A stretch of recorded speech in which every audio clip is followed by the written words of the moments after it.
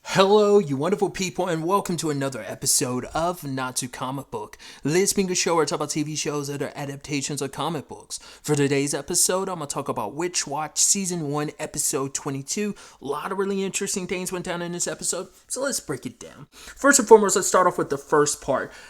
I don't know how. I guess I get the whole sentiment of like, oh, like you're enjoying this thing so much. There, donuts can be so relaxing, and think about if you shrunk down and it'd be like, oh my god, like the feast and fantasy land you be in, and Kara's all about it. So Nico's like, oh, how about I cast a spell and let's do that? But Kara's like, nah, I'm full. Let's not do that. It's like, what? You were the one that was all about it. And so she's pleading with Morihito, and he's like, all right, fine, because he knows how much she wants this. So they shrink down, but it comes with its complications, like every spell does. But it's similar to the one where Khan wanted to kind of be able to do things super fast, but it created the issue where he was moving so fast, he was also talking so fast, so he couldn't communicate with the rest of the house. But then also they talk so slow that he can't comprehend them either. In fact, it freaked him out. So we kind of have a similar thing where, hey, we're shrunk down and it's fun, but the problem is Kara's extremely loud to them, but they are so minuscule to her, she can't recognize him. And I love that Morihito kind of breaks it down scientifically. He's like, we're not only just 100 like the size, we have to multiply that when it comes to our strength and this and that, and because of that we're like a millionth of our own natural strength. Basically even saying like we're in danger even if we end up facing off against an ant, we'd most likely be in danger. And for poor Nico, she's just like, yo, you're kind of destroying the fantasy. He's like, I'm sorry, but that's just a cruel reality of it. It's kind of like the real world science of it meets magic, and just how they can come in conflict with one another.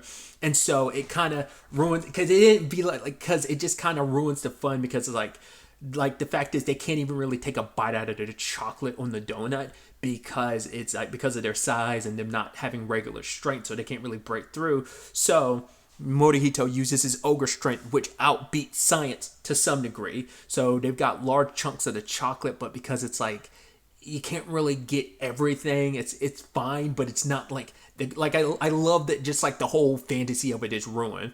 And it's like, oh, like we can get to the extra layer of the donut now past the chocolate. It's almost like exploring, and Nico's like, nah, I'm good. He's like, isn't this what you wanted to do in the first place? But then Kara sneezes, flies them on top of a piggy bank. She falls in, but the problem is they don't know if this, when the spell does eventually wear off, what's going to happen to her. Like, will she get like, will it be, if you've seen Invincible, will it be like a lizardly type of situation of like crunch? Or will it be a thing of, no, you'll be fine? We can't take any chances, but they're trying to tell Kara, like, yo, you need to break the piggy bank, but she can't hear them. So Morihito's trekking across the table, and he climbs her like he's climbing a mountain because of the fabric of her shirt. And he's trying to get close to her ear, but she still can't hear him. So he jumps up to her ear. Luckily, he hid inside of her ear before it was too late, because if he didn't, he would have gotten squashed like a mosquito. Would have been super dead. So I thought it was like, oh, you're going to crawl closer to her ear drum or whatever to try and get her to hear you. But it's like, nope. But lo and behold, who does reach out? Shiki, who you can communicate with. It's like, oh, wow, you're such a great Shikigami. And it gets all bashful. It's like, hey, don't do the whole aw thanks. Help me out here. They fly over to Nico, fly into the piggy bank, grab her, pull her out, and then turn back to regular size. And Morihito's freaking out because that was too close for comfort. Nico's sad because the whole thing, and I love her explanation. Like, Kara's like, what happened? It's like, oh, like what was it she said? Like I forgot all that she said, but basically she broke down everything that they went through, and then she's like, finally, like, oh, we got saved by a piece of paper. It sounds so nonsensical, but you're like, I mean, honestly, there were no lies there. That's exactly what ended up happening. And Kara's like, well, if you're ever freaked out and worried, the best remedy to all this is a donut. And just Morihito and Nico are like, thanks. Because it's like, they don't want anything to do with donuts because this has been such a traumatizing event. But also at the same time, damn, donuts are good and they do relieve stress. So it's kind of like, there's trauma, but also this feels good. So I'm curious to see if this affects the relationships with donuts going forward in this series or not. Or is it just going to be like we're going to move past this. Now that we've tasted some donuts, we're good. We're just never going to do that again.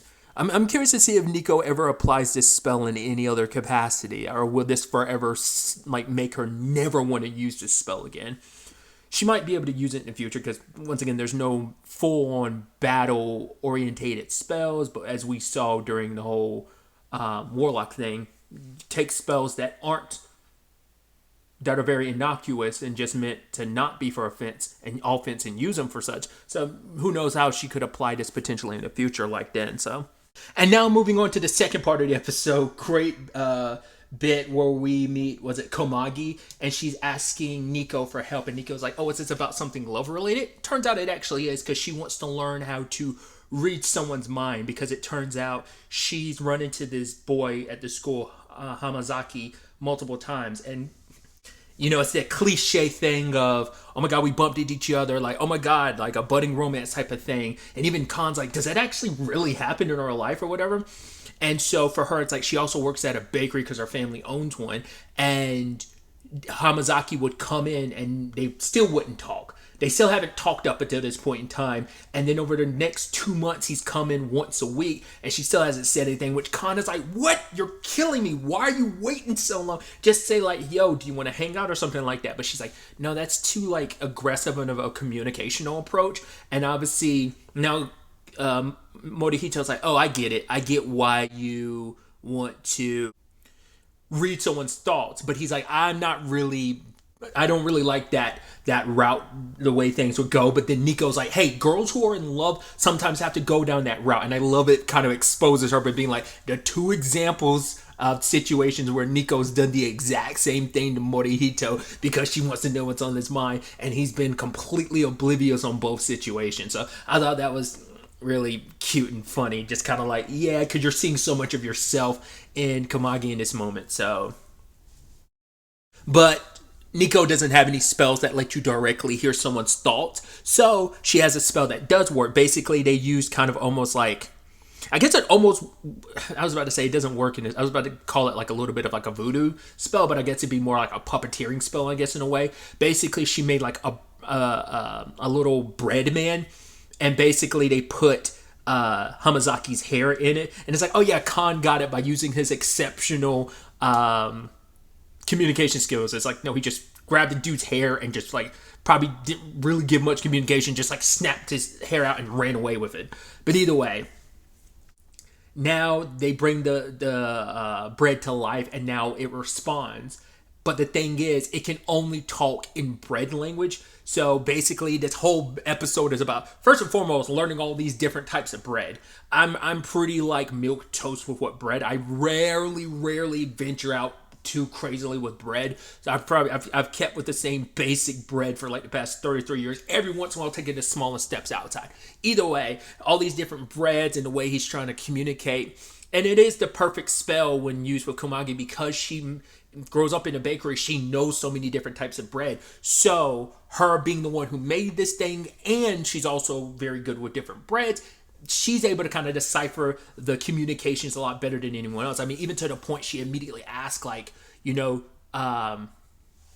basically, what do you think of me? It's like, oh, getting straight to the point, but it's so much is getting lost in translation, and he's not giving the best communication back, because I think it's basically personifying a lot of Hamazaki's own awkwardness and feeling about it, because I think the bread is it is like Hamazaki's consciousness to some extent, and it's becoming like sentient enough that I think later on in the conversation it started getting nervous, because it kind of reads where the conversation is going, and it's just kind of like, oh, I'm feeling. But I don't know if that nervousness is what the end result of the episode ends up being, or is it because like he feels bad because of the direction the conversation's going. But you got to give it to Nico, the hopeless romantic, being like, oh, see, he thinks you're so pure and stuff like that. And you just multiple times Morihito being like, I'm so impressed by your manner in which you are keeping everything in a very like romantic swing, connotation of things. Because eventually she asks, like, oh, do you want to go out with me? Because it's also like, why do you go to this specific bread store? Because he's like, well, I love bread. It's like, well, couldn't you go to any other bread store? It's like, well, it's because this one's closest to the train station. Or I think train station, not bus station. Yeah, it was definitely train station because of the choo-choo of it all. But then she asks, like, do you want to hang out sometime? But then that's when he starts getting a little nervous, taking longer to answer, kind of mumbles his way through it. And then ultimately Morihito's like, we're not getting anywhere. We're going in circles. How about this? Who's the girl that you love? And he says the name like, it's croissant, but it's like Kurasan. And it's like, oh my, Kurasan, that's my last name. Oh my God, congratulations. That's so great. Hard cut to the next day at school or whatever. Turns out he has a girlfriend with that name. And you're just like, I was like, that's so heartbreaking. That's such an effed up way for that storyline to end. I was like, oh man, we thought we were getting like a young love situation. I mean, we've seen like young love blossom because of Nico's help and stuff. But I mean, it's better like now. I hope it doesn't turn out to be a situation where it's like in that time frame they could have gotten together, but because neither one of them communicated with each other, like it led to this whole thing. I think it would be sadder if he had only got a girlfriend in a time frame where they were like not talking to each other. If he had a girlfriend beforehand, it makes things a little bit better. But it's sad because it's like, oh man, you were so nervous, and this was like probably like maybe your first time in love. But it's like, oh, he already has a girlfriend. I mean, it's effed up to say, but it's like, I mean, you never know what the future can hold. But in multiple regards, for one, him and his girlfriend could break up, and maybe there's a shot for you and him. Yeah, there's that. But there's also the element of, well, regardless of it all, like, you put yourself out there in a certain way. You kind of went about it the most roundabout way, and probably went about it the most heartbreaking type of way to find out that he has a girlfriend. But still, I think it might make her a little more comfortable and might make her stronger in the future so that she doesn't beat around the bush, that she might feel the need. This might strengthen her resolve to be like, I actually need to just be upfront because I don't want to waste time because I could be falling for someone that already has a girlfriend, So there's personal growth in that regard, regardless of how, like I said, very like depressing that being literally the end of that storyline. It's like, but like I said, we never know if it could pop up again. And like I said, she could grow from this and it better herself from it in regards when it comes to her communicating specifically with a guy that she might like. And now moving on to the third and final part of the episode. Another great bit to the episode. In this bit, it's Morihito's birthday. I even love when they're singing him happy birthday, like, because everyone's got different names, how they're referring to him, because obviously for Nico, she calls him like Moi-chan, and then like everyone else is calling him Morihito, so it's not lined up, and he's like, get it together, guys. I also was thinking about it too. I was like, wasn't there something recently I was watching that someone's birthday came up and it was like, yes, detectives these days are crazy. The most recent episode was the second half of the episode was Nagamo's birthday. So I was like, oh, just interesting timing on that front. But yeah, his goal, he's now 16. His goal is like, okay, so going forward, I've always kind of, had my own style and never let anyone else decide what I'm going to wear, what I'm going to do. So he's like, I'm not going to rely on anyone. I'm not going to need anyone. It's kind of like, I'm going to make decisions on my own type of situation, which bums out the rest of the household because they all pulled their money together to buy him shoes. And then you have poor Khan being like, yeah, these shoes will most likely go in storage. And he's like, okay, I'll wear them and I'll be thankful, because he saw like how much Khan was about to break down. But even though he's all about choosing his own style and everything, he likes to shoes. He's like, oh, I'm going to go out for a walk. And Nico's like, cool, I'll cast you a spell just to, I'll give you this as an offering for your birthday. And Morihito's like, magic? Nah, I'm good. You don't have to worry about it. I'm actually going to have to decline. She's like, don't even worry about it. I'll make it so that this is a very fortunate and lucky birthday for you.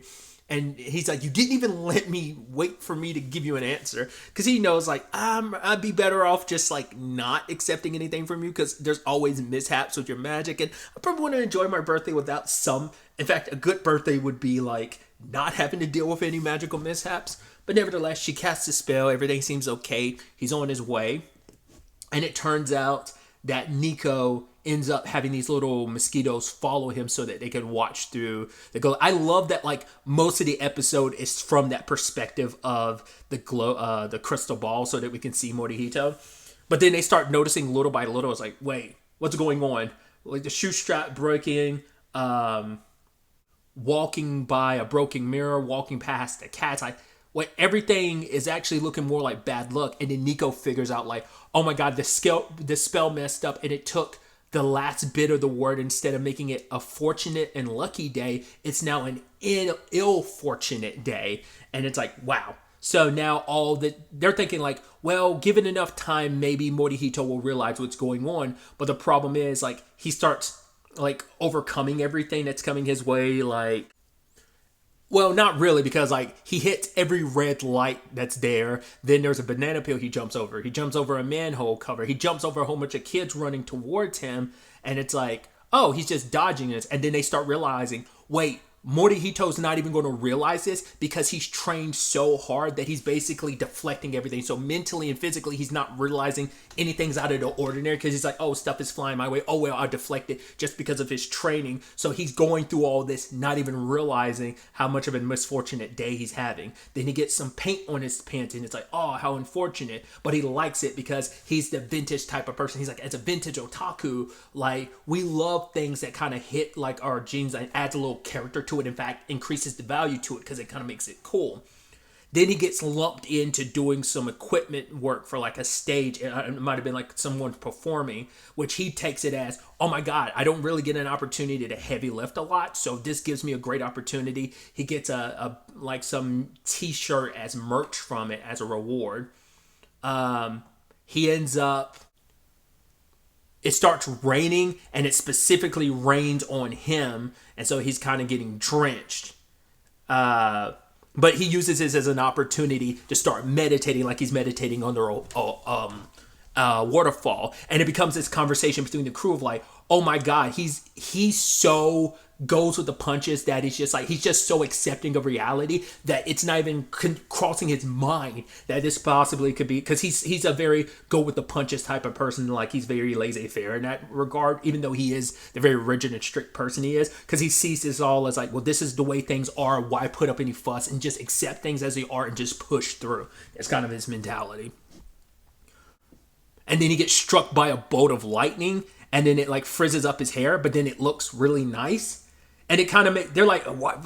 Lightning can't style your hair like that. And I was like, there's something fairly recently that was kind of making me think of that a little bit. It's not lightning, but it's a similar thing. It makes me think of Okurun from Dan to Dan.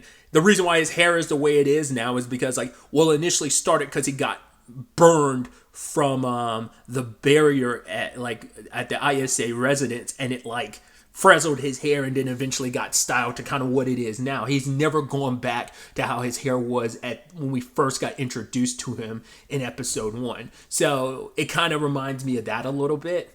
But then his clothes are soaked and they're like, okay. He's like, oh, he's going to change because he remembers that ugly t-shirt he has, as they say it. Because they were kept hoping, like, okay, eventually he'll realize his day is going bad, realize this is something magic related, and he'll come back home. But, like, no, he keeps pushing forward. And then even Keigo himself says it's like, oh, I slowly start to realize it, but now that he's changed, it's like tall, handsome guys can make anything look cool. And so, like, here Morihito is looking stylish and cool. And then he's getting like admired by all these people. And then when he comes home, he's like, yeah, like I got like all this attention to the point like a magazine wanted to do a piece on me. He's like, in fact, it's actually my favorite magazine. So it's like, oh, it kind of all worked out. It's been such a great day. Your spell did wonders. He's like, I'm very thankful. And Nico's like, I'm the one who should be thankful, you know, that luckily nothing bad happened to Morihito, even though it did, but he rolled with the punches. And funny enough, and ironically enough, a lot of good came about it until it got to they're doing like the magazine also does an online publication, so they got to see it online. But the problem is that Morihito realizes during the picture, it looks cool, looks great. It's a picture of him not having any aspect of that outfit that was being showcased and shown off. Wasn't anything he wore by choice. It wasn't his choice. So I was like, that's such a beautiful thing of like, despite you overcoming everything in this episode because you went with the punches and you just accepted things as is, didn't even realize you were having misfortune and all lined up to be very fortunate in the end, but it becomes ultimately unfortunate because it contradicts what you wanted at the beginning of the episode, was kind of your mantra of going into this year of your life and going forward. So it's like, it's beautiful how that all came full circle like that. And just, it's an interesting twist at the end there, making that to be like, oh, that's, at the end of the day, that's the most unfortunate thing. Because the one, like, thing throughout his entire day, that ends up being the only thing he took away from his day being unfortunate, not anything else that came flying his way that day. So it's so beautifully done. It's so interesting. So I love that that's just the takeaway from it. So curious to see if anything comes from that in the future, if they utilize like that article getting published, if anything, like I said, comes from that in the future, if they like call back to that in some shape or form. If like, if for whatever reason we get Morihito having like modeling jobs later on in the story because of this or something. But yeah, that's really all I wanted to talk about. So the next time we meet, be happy, be safe, live life to the fullest, and enjoy it. Good day and goodbye.